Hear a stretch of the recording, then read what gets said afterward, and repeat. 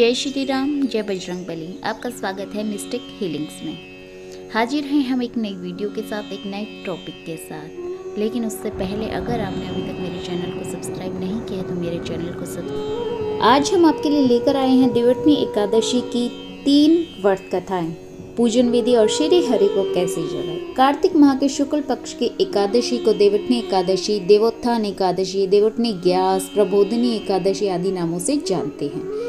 इस दिन श्री हरि विष्णु निद्रा से जागते हैं। तो आज हम लेकर आए हैं कथाएं।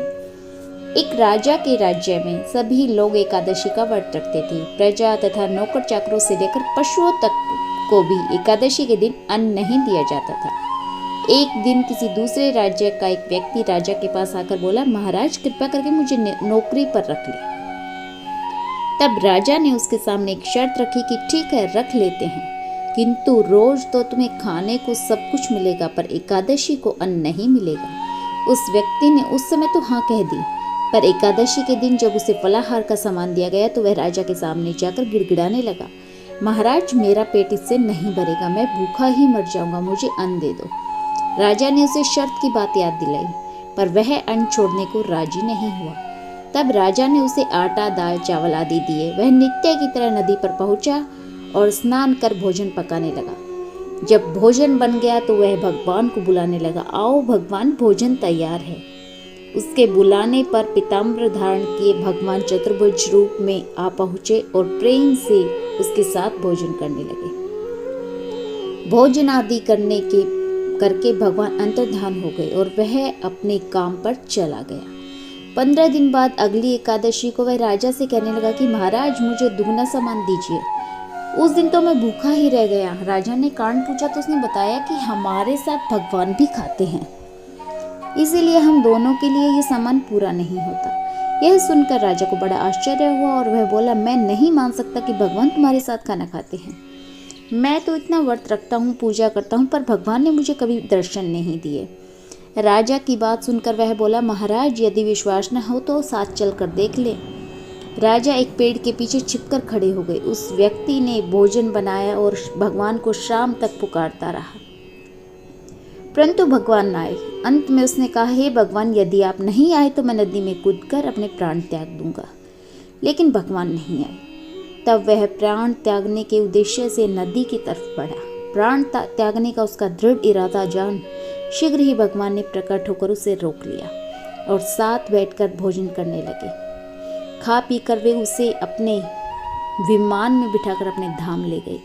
यह देख राजा ने सोचा कि व्रत उपवास से तो तब तक कोई फायदा नहीं हुआ जब तक कि मन शुद्ध ना हो। इससे राजा को ज्ञान मिला और वह भी मन से व्रत उपवास करने लगा और अंत में स्वर्ग को प्राप्त हुआ। देव प्रबोधिनी एकादशी की व्रत कथा दूसरी। एक राजा था, उसके राज्य में प्रजा सुखी थी। एकादशी को कोई भी अन्न नहीं बेचता था, सभी फलाहार करते थे। एक बार भगवान ने राजा की परीक्षा लेनी चाहिए। भगवान ने एक सुंदरी का रूप धारण किया और सड़क पर बैठ गए। तभी राजा उधर से निकला और सुंदरी को देख चकित रह गया। उसने पूछा, हे सुंदरी, तुम कौन हो और इस तरह यहाँ क्यों बैठी हो? तब सुंदर स्त्री बने भगवान बोले, मैं निराश्रिता हूँ, नगर में मेरा कोई जान पहचान वाला नहीं है, किससे सहायता मांगू? राजा उसके रूप पर मोहित हो गया था। वह बोला, तुम मेरे महल में चलकर मेरी रानी बनकर रहो। सुंदरी बोली, मैं तुम्हारी बात मान लूंगी, पर तुम्हें राज्य का अधिकार मुझे सौंपना होगा। राज्य पर मेरा पूर्ण अधिकार होगा, मैं जो भी बनाऊंगी तुम्हें खाना होगा। राजा उसके रूप पर मोहित था और उसने उसकी सभी शर्तों को स्वीकार कर लिया। अगले दिन एकादशी थी। रानी ने हुक्म दिया कि बाजारों में अन्य दिनों की तरह अन्न बेचा जाए। उसने घर में मांस, मछली आदि पकवान और परोस कर राजा को खाने के लिए कहा। यह देखकर राजा बोला, रानी आज एकादशी है, मैं तो केवल फलाहार ही करूँगा। तब रानी ने शर्त की याद दिलाई और बोली, या तो खाना खाओ, नहीं तो मैं बड़े राजकुमार का सिर काट दूंगी। राजा ने अपनी स्थिति बड़ी रानी से कही तो बड़ी रानी बोली, महाराज धर्म न छोड़े, बड़े राजकुमार का सिर दे दे। पुत्र तो फिर मिल जाएगा, पर धर्म नहीं मिलेगा। इसी दौरान बड़ा राजकुमार खेल कर आ गया। माँ की आंखों में आंसू देखकर वह रोने का कारण पूछने लगा तो माँ ने उसे सारी वस्तु स्थिति बता दी। तब वह बोला, मैं सिर देने के लिए तैयार हूँ, पिताजी के धर्म की रक्षा होगी, जरूर होगी। राजा दुखी मन से राजकुमार का सिर देने को तैयार हुआ तो रानी के रूप से भगवान विष्णु ने प्रकट होकर असली बात बताई। राजन, तुम इस कठिन परीक्षा में पास हुए। भगवान ने प्रसन्न मन से राजा से वर मांगने को कहा तो राजा बोला, आपका दिया सब कुछ है, हमारा उद्धार करें। उसी समय वहाँ एक विमान उतरा। राजा ने अपना राज्य पुत्र को सौंप दिया और विमान में बैठकर परम धाम को चले गए। ये थी देवोत्नी एकादशी की दूसरी कथा। अब एक कथा और हम आपको सुनाएंगे। यह भी बहुत ही प्रमुख कथा है। शंखासुर नामक राक्षस की है। शंखासुर ने तीनों लोकों में बहुत ही उत्पात मचाया था। तब सभी देवताओं के आग्रह करने पर भगवान विष्णु ने उस राक्षस से युद्ध किया। यह युद्ध कई वर्षों तक चला। युद्ध में वह असुर मारा गया और उसके बाद भगवान विष्णु विश्राम करने चले गए। कार्तिक शुक्ल एकादशी के दिन भगवान विष्णु की निद्रा टूटी और सभी देवताओं ने भगवान विष्णु की पूजा की। शिव महापुराण के अनुसार पौराणिक समय में दैत्यों का राजा दंभ हुआ करता था। वह बहुत बड़ा विष्णु भक्त था। कई सालों तक उसके यहाँ संतान नहीं होने के कारण उसने शुक्राचार्य को अपना गुरु बनाकर उनसे श्री कृष्ण का मंत्र प्राप्त किया और यह मंत्र प्राप्त करके उसने पुष्कर सरोवर में घोर तपस्या की। भगवान विष्णु उसकी तपस्या से प्रसन्न हुए और उसे संतान प्राप्ति का वरदान दे दिया।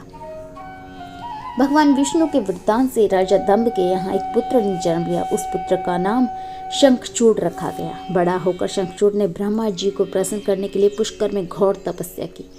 उसकी तपस्या से प्रसन्न होकर ब्रह्मा जी ने उसे वरदान मांगने को कहा। तब शंखचूड़ ने वरदान मांगा कि वह हमेशा अजर अमर रहे, वह कोई भी देवता उसे मार न पाए। ब्रह्मा जी ने उसे यह वरदान दे दिया और कहा कि वह बद्रीवन जाकर ब्रह्मध्वज की पुत्री तुलसी जो तपस्या कर रही है उससे विवाह कर ले।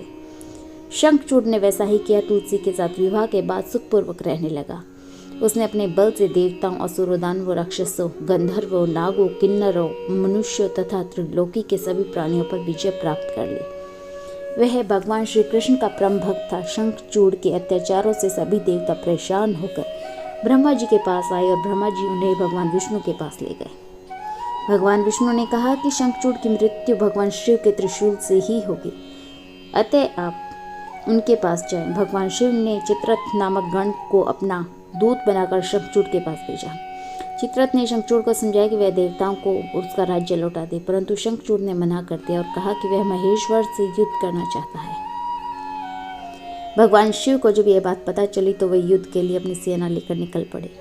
इस तरह देवता और दानवों में घमासान युद्ध हुआ, परंतु ब्रह्मा जी के वरदान के कारण शंखचूड़ को देवता नहीं हरा पाए। भगवान शिव ने शंखचूड़ का वध करने के लिए जैसे ही अपना त्रिशूल उठाया तभी आकाशवाणी हुई, जब तक शंखचूड़ के हाथ में श्री हरि का कवच है और इसकी पत्नी का अस्तित्व अखंडित है, तब तक इसका वध असंभव है।